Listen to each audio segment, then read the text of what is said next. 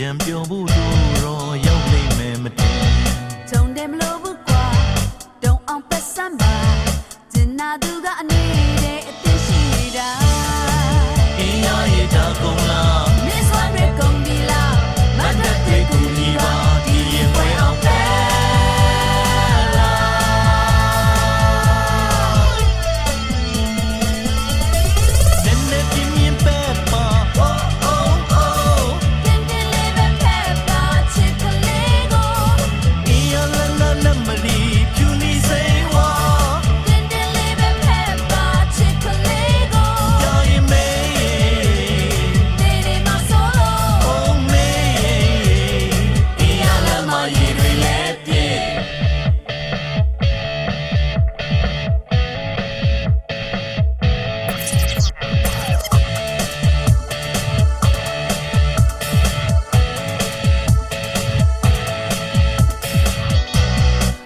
ကိုကြိုတဲ့ခါ